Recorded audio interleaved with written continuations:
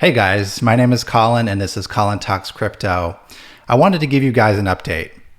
If you remember a couple videos back, I made a video called something like my greatest mistakes ever in trading. And I want to clarify something about that video and tell you some additional things I've learned since I've had more time to reflect.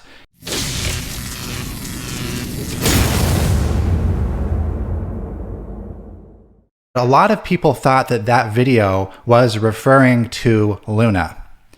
It actually was not referring to Luna. And I completely understand why people might have thought that, because it was recorded around the time of the collapse. And I won't lie, the Luna collapse absolutely sucked major balls. Often the pain is the greatest immediately surrounding the time of some devastation or loss. But now that a couple months have gone by, I've had some time to reflect. And what I did is I just went back through my records, all my trades, and I took a look at what actually happened. And I've said this on Twitter before, but I just want to really hit this home. On this particular trade with Luna, I came out profitable, actually. Now, this video isn't really to talk about that so much as it is to talk about some lessons that I've learned and some additional decisions I've made in light of all that has happened. And I understand probably a lot of you could be in a similar boat, whether you invested in Luna and you lost a lot, or whether you invested in some other token that has gone down a lot in the bear market thus far. Most altcoins have dropped a lot. So I would not be surprised if a lot of you have experienced quite a bit of loss, especially in the lower and mid-tier market cap coins. But basically what happened was I looked back through my Luna trades and I took profits about a month before the collapse. This was extremely fortuitous. I'm not going to blame it on luck though, because I have been trying my best to learn from my mistakes and to learn lessons that I will apply. And this was an example of me applying a lesson that I had learned before where I did not take any profits. So what I had done is I took 20% of my Luna profits and I sold it for ETH. Now I made some further mistakes, which I documented in that last video, where I continued to buy as the price was going down. I continued to basically try to catch that falling knife. Another mistake that I have definitely, I hope, learned has impacted me greatly. And I think that I will not make that mistake again in the future. I heard a quote. It was like, don't try to catch a falling knife, but be willing to buy an asset that's finished falling and has reversed.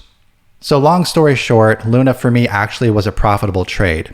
So much so that if I was to go back in time and if I had the ability to decide whether I was going to go back into Luna like I did originally and do everything I did, or to stay out of it completely, the correct answer would be to buy Luna, because of that one time where I took 20% of my Luna holdings and sold it.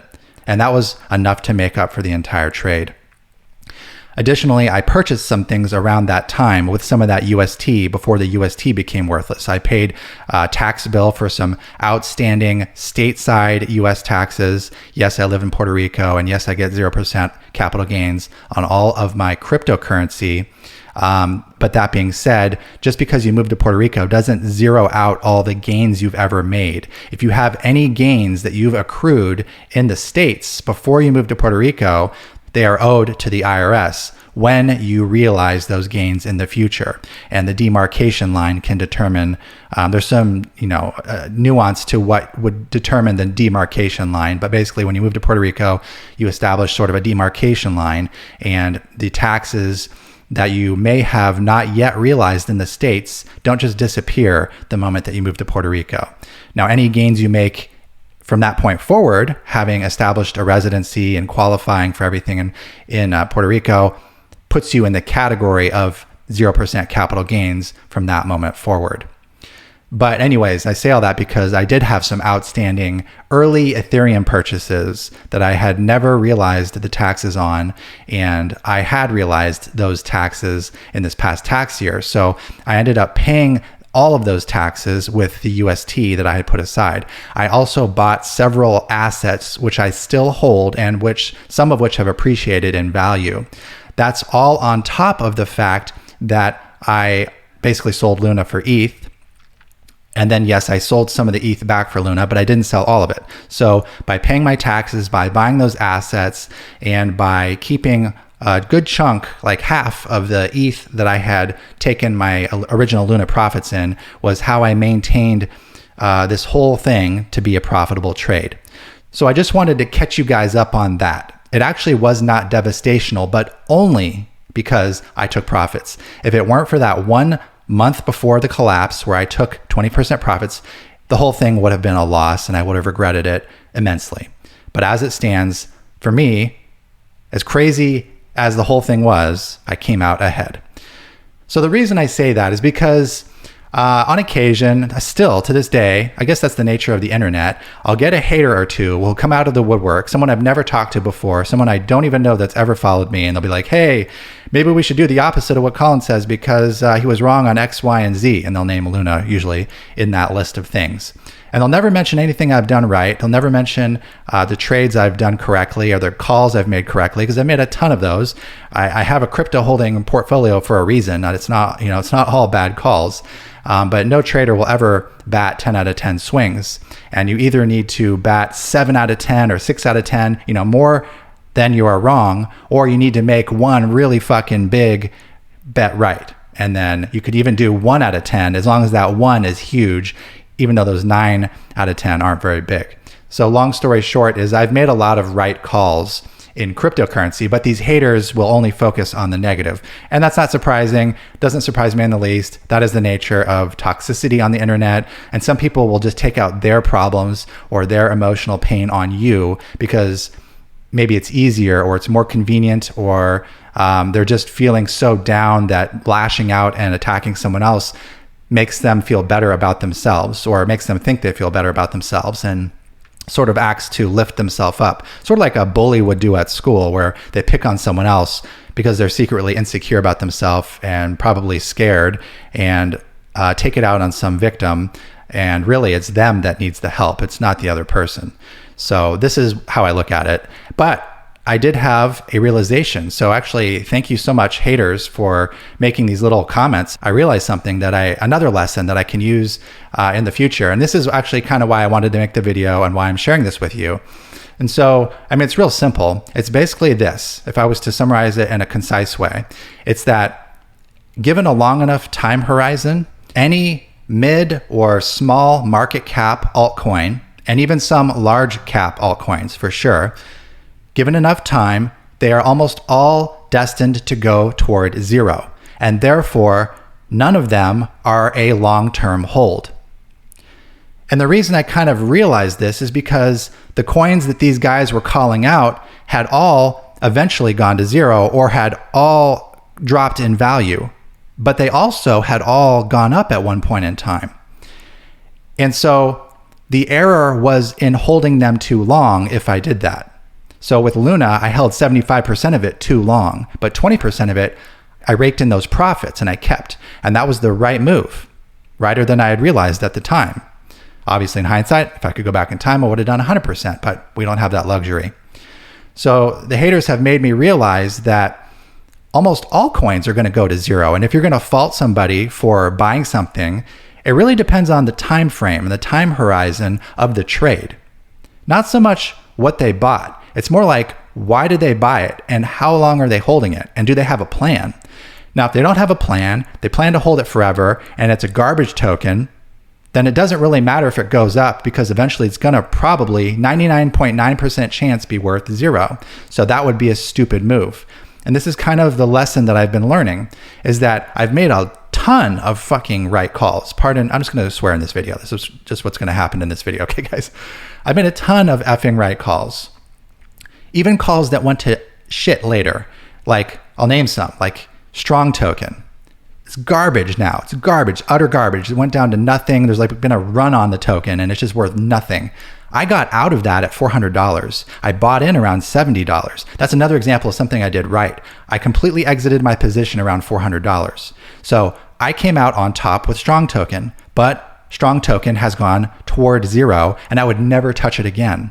It's all about the strategy. It's really just an example of how altcoins are used to multiply your Bitcoin and arguably Ethereum holdings. And I wouldn't really hold my core portfolio in anything other than those top two because of that rule I'm learning here, that altcoins generally tend towards zero given a long enough time horizon. It's not really smart to hold them. And I bet you things like Cardano and Solana and these current bull run kind of top contenders will not be the top contenders next bull run. You might get lucky and have one. But if you look at every successive bull run, you take the 2014 top tokens and the 2017 top tokens, they're not the same. Just like the 2020 through 2022 top tokens are not the same as the 2017 top tokens. Every bull run, they get washed out, they get flushed, and a new set of contenders comes in, but they're speculative almost always only. Only a very few make it and stay in the top 10 for more than one bull run. I mean, it's really Bitcoin, Ethereum, and XRP. I wouldn't personally touch XRP, but it's an example of one that has stuck around for a while. So I'd be willing to bet that the current top contenders in the market cap ranks will not be around next bull run. Another example is something like EOS. EOS I bought under $1 during the ICO. I bought some more above that price, but my cost average was fairly low.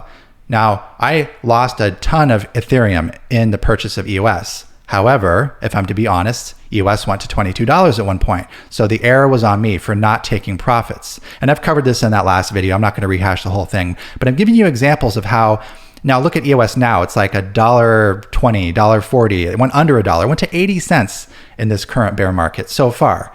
But that's not really the point. It's neither here nor there where EOS goes. I know I have some EOS followers from way back. And so my point here is not to insult EOS. I hope it does well. I think that its new governance might do well. So hopefully it does. But the point is that given enough time, it has trended toward zero. But there were points where it had made good multiples on my investment. And had I simply taken profits, I would have come out okay.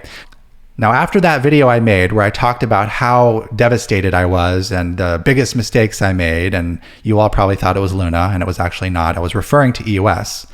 Still, to this day, that's been the biggest loss back from like 4 years ago. Luna was not my biggest loss. In fact, Luna was a profit. Believe it or not, it's like crazy to say that. It still blows my mind after I looked over all my trades. Like, yeah, I profited. There's no way I cannot say that I profited on this. So for me, Luna was a profit. I don't know why it's so hard for me to say that. I think just because my whole portfolio dropped so much during the bear market that everything felt devastational, and I just lashed out and blamed Luna because it was the last thing. It was the last sequence in the chain of events of losing money. But really, everything lost. I mean, my Bitcoin lost, my Ethereum lost, everything lost value. I just pointed the finger at Luna, even though Luna was actually a gainer for me. So my conclusion after being so burned, in the bear market was to contract. I pulled back. It's like that stimulus response, fear response. I pulled back and I said, I'm not going to hold anything other than Bitcoin and Ethereum from now on. I'll even put the tweet on the screen here so you can see it. I said it right there. Bitcoin and Ethereum only, right? And that was my solution for my own pain from the loss I've seen in my portfolio. Now, as some time has elapsed, I've had time to think and to have more clarity of thought and to really reevaluate, like, is that the right decision? Is it really the right decision to never, ever touch an altcoin ever again? And I've concluded, actually, it's not. I'm back, boys. I'm back. DGen Colin is back. No, I'm kidding. But I am back. I am willing to trade altcoins again, but with the caveat of what I just said. Basically, I know that altcoins will tend toward zero. So I have to play it accordingly. I can't just sit there and hold them like I'm some kind of, gold-handed altcoin wielding holder. I have to be able to let them go. I don't know what that analogy was at all, but this is a freestyle video. I'm just going to go with it.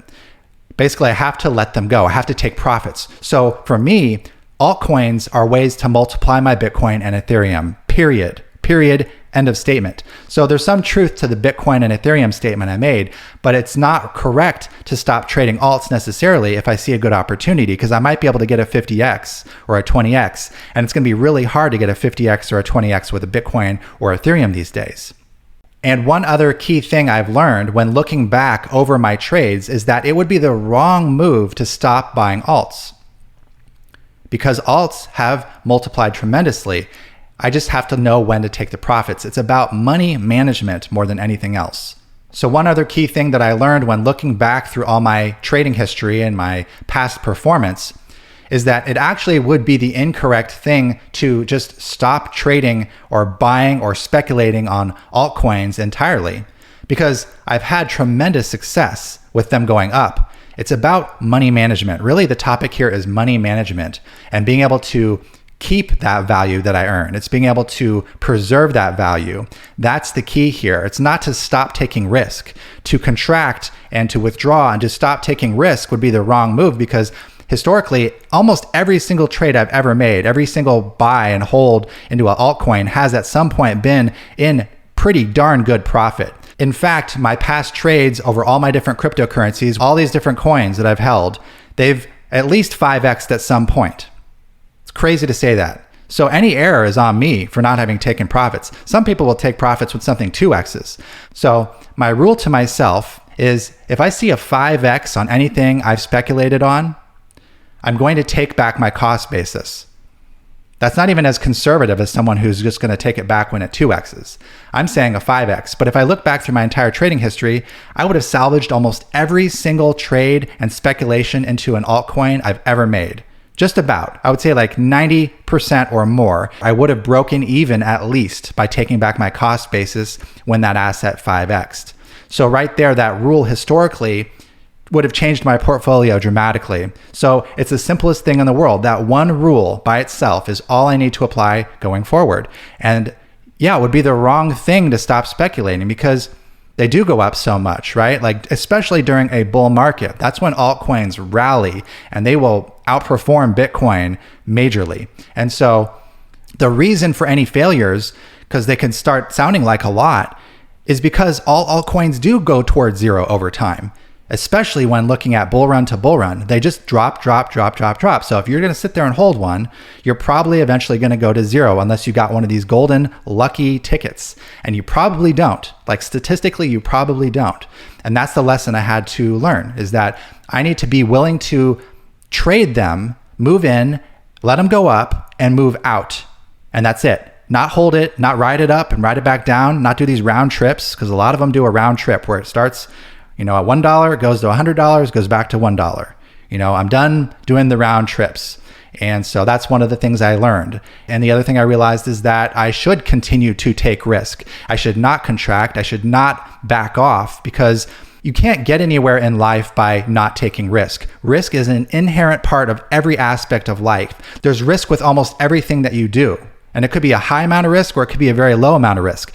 If I walk out my front door, there's risk. I might trip, I might fall, I might catch a disease, but I might not. It depends on the risk. And so because the risk is so low of that, I'll go outside. And you just have to weigh these risks in life. So if there's a new token on the market, XYZ token, well, I have to evaluate the risk of that. And if I buy it, I assume I did my due diligence, and I have to be willing to take profits. So if it 5x's, I'll take profit. And it would not be an error if it 2x's to take profit. That would be okay as well. It's just whatever rule you want to set. But actually, I set that forth as sort of a thought experiment. And I'll leave this thought experiment with you guys, and then I'll sign off here, is take a look at your trading past. Whatever your trading past may be, into all your different cryptocurrencies. We all have a different bag of shit coins and good coins that we've traded in the past. And ask yourself, at what point, at what multiple had you taken profits, like had you taken back your cost basis, would it have made the majority, like the large majority of your past trades, okay? Would you have come out on top? Ask yourself that. Maybe it's just a 3x, maybe it's a 2x, maybe it's a 5x. But if you don't have a rule in place, I feel like it's really easy to make a mistake. And that's what I did not have. With Luna, at least I saw that it went like 14x over what I bought it for. And that for me was like, okay, enough of a warning signal. I need to take some profits. That was on the back of making some mistakes earlier on where I did not take profits with EOS specifically, my biggest loss to date. But I could have turned that around if I had more experience. And that's what this is. We're all learning. These lessons you have to learn sometimes the hard way. You can read about it in a book. You can listen to a YouTube video. You can read an article. But you have to make it your own. And if you don't make it your own, you may not apply it. So all that matters is when the rubber hits the road and you apply those lessons. So for me, I have learned a lot of new lessons, and I'm trying to share them with you so that you can hopefully make them your own without making as much of a painful mistake as I've made in my past. And for all the haters, that wasn't Luna. Oh, and not to mention with Luna, we also got airdropped the Luna 2.0 tokens, and I'm absolutely not recommending anyone buys Luna 2.0. I think it's not a good buy. But mine are locked. It was a free airdrop and they have a value. So there's even more value that I've kind of recovered there. And just a quick note, there is a recovery effort for anyone who got airdropped the incorrect amount of Luna 2.0. If you had Pylon or Stater Labs with Luna X, or you had B Luna that was unbonding, these various tokens, or you were using liquidity pools like Loop or TerraSwap or Astroport, some of these were not indexed correctly, and thus the airdrop was not done correctly. So you would not have seen the correct amount of tokens. They are working on fixing that. And so there's going to be a chance for us to redeem some more of our value back out of this loss. So I'm just saying that as sort of a PSA, a public service announcement to any of you Luna holders previously. You can get back some value. And yeah, they're vested over like a year or two, and it takes a while for you to be able to sell them. But maybe next bull run, we'll be able to sell them and get some profits back. Again, it's not something I'm going to be buying. Absolutely not. I'm kind of done with Luna. I'm moving on, but I'll absolutely take some free tokens and sell them when the time is right. And so I just wanted to share that with you guys. I'll put the link to that in the description below so you can check on that in case this is news to you and you were unaware that you might be due some more tokens for Luna 2.0. Okay, guys, that's all I have for you. Let me know what you think in the comments below. Let me know what you think about my realizations. I'm back. I'm degenning more than ever. No, I'm kidding. But I am going to be willing to buy some altcoins. I'm going to continue to do my due diligence, research the heck out of things before I put my hard-earned money. And I'll probably be more careful with my bet sizes, but I'm not going to be risk averse. I'm not going to back off and go hide in a corner because that's not how this game is played. Cryptocurrency is inherently risky. I knew that when I got into it 8 years ago in 2013. I've been around that long. And the right thing is to learn from one's mistakes and not go into hiding. Thank you guys for watching, and I hope you have a great day. Take care.